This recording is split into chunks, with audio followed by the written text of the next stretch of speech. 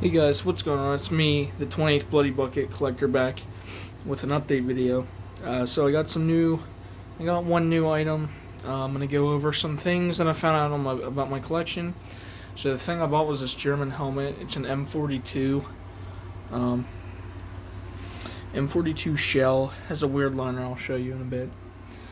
Okay, so kind of organized all my stuff here, as you guys can see. So, put my uncle's stuff down here. Added some stuff. A map back there.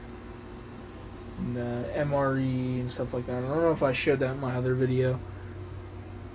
So here's my top section now. So I got my German ammo, put it back in there. Iron Cross, my magazine, and then everything else. So my shaving kit, button sewing kit, which actually I don't know if I opened it up for you, but I guess I will. Here's the M1 uniform. Actually found out that these suspenders are actually Marine Corps 1941 suspenders, so I will be getting U.S. Army suspenders. I will keep them though. Move some stuff down here. My M1943 canteen with the I think the pouch is also dated 1943. Can't read it, but it's real tan. I bet it is. My mess kit, I actually found writing on the back. My friend actually pointed it out to me. Found out these gaiters are actually dated 1940 and were handed out in 1942. It's actually pretty cool. Well, they were manufactured in 1940. Okay. So this video is mainly going to be about helmets. That's my other M1 helmet, my World War I helmet, German, and then my US other helmet. Alright guys, so these are the helmets I currently own. I'll start with this one. So this is the one of my Battle of the Bulge uniform. Chin strap sewn on, liner, front seam, stainless steel, Westinghouse liner, khaki insides. So I've been doing these just like how John Boy does to kind of log all of your stuff. So I will go over what this helmet consists of. So it's a US M1 steel pot World War II helmet.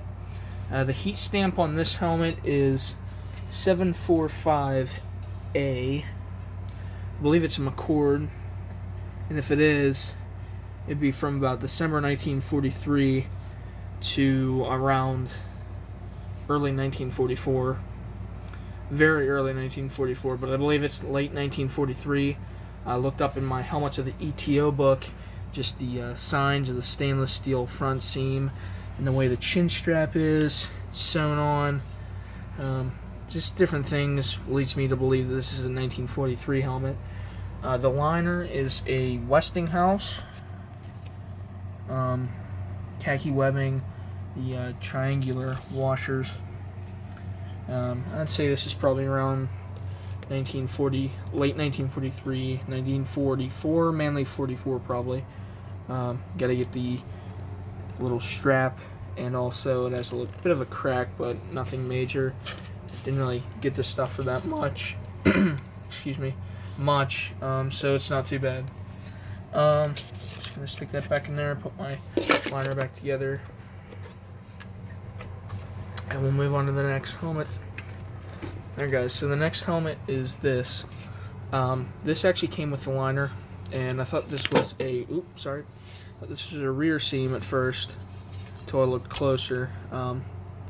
Chin strap is sewn on. Looks like a original buckle in the back.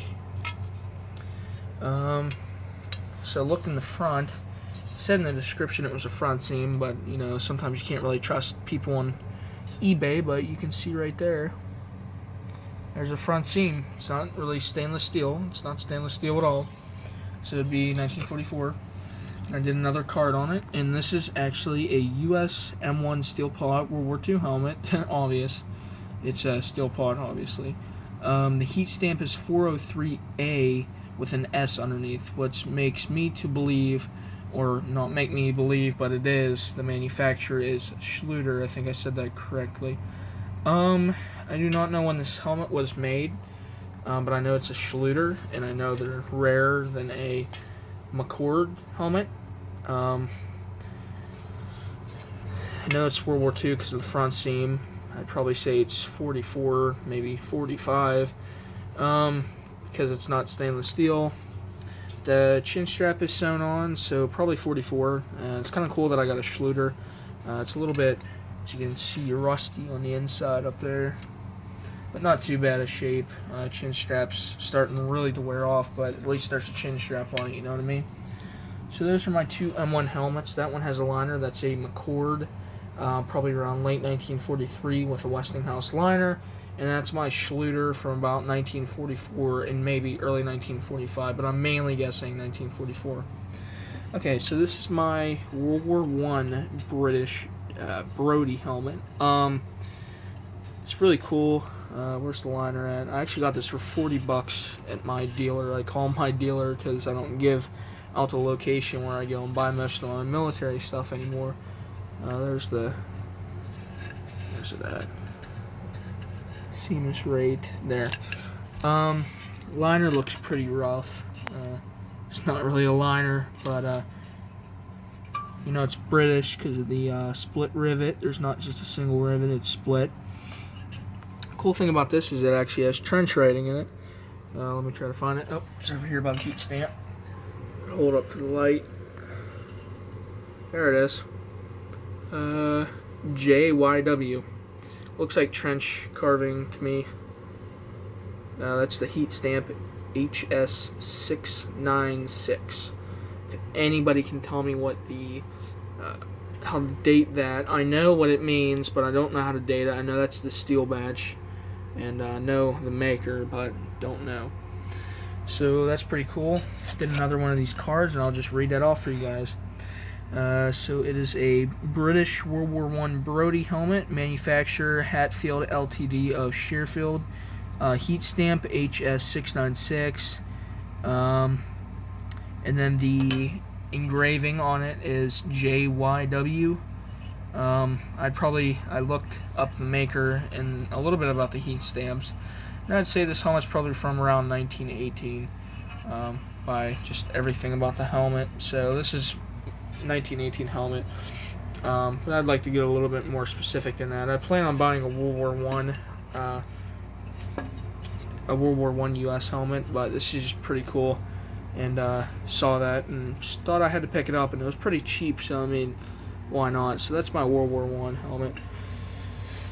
Okay, so now we move on to the mystery, the German helmet. Bought this for a fairly cheap price on eBay. Believe it's an M42. Not real good with German stuff, but ways I know it's punched out for the air vent. It's kind of rounded over for the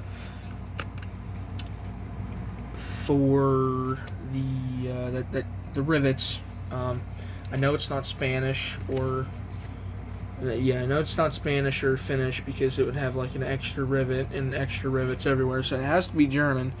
The liner does not look German. I have not seen a pattern of liner like this before. I've looked everywhere on the internet, I've looked at books, and I cannot find a liner like this. And I know it's original because I flipped these all back. I took this cable out and I flipped it all back, and it had writing on it that said 1930 on it with some kind of marking. And this is actually like aluminum down here, and pulled it all back and everything, and looks original. The chin strap is really weird. It's I'll show you how it is.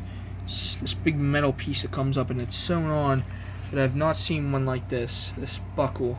Not seen a buckle like this before on a helmet. Cannot find the stamp because it's all pitted, as you can see.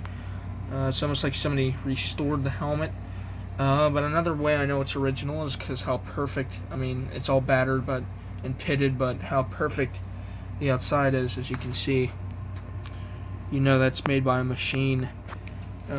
And also, by the way, the curve is on the helmet and how deep this is. Almost looks like there was a little emblem here or something, which is kind of weird because usually they're underneath the air hole. But it's a fairly small helmet. It really seems like a small helmet. Don't know much about German stuff, like I said. Always wanted a German helmet since I have a little bit of a German collection and want to get a German bayonet. But like I said, the guy said it's an M42. I believe it's an M42, but this liner makes no sense. I don't know who made it. I know it's from 1930. It feels original. The leather's really worn on it. It doesn't really look like it on my phone, but really cool. Really like this helmet. Glad I picked it up for a cheap price. I think it's a cheap price for the helmet. And if something's bad with the liner, at least I got a helmet shell that's German, so that's pretty cool. Alright, so I think that's going to wrap my video up.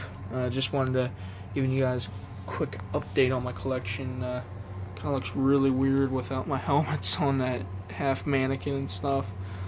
Actually, I'll show you guys one more thing. That's that button kit. So that's the shaving kit. The razors would go in there. That's the thing attached to the actual shaver, then the sharpener, and a mirror could hang from there. Oh, and this is my Russian gas mask. I think this is from the 50s.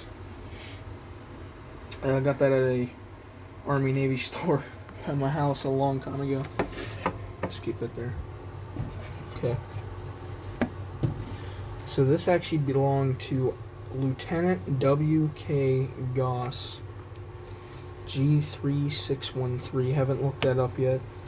But as you can see, I don't know when this is from, but you'd put your needles up here, and then you got buttons and then thread. So pretty cool.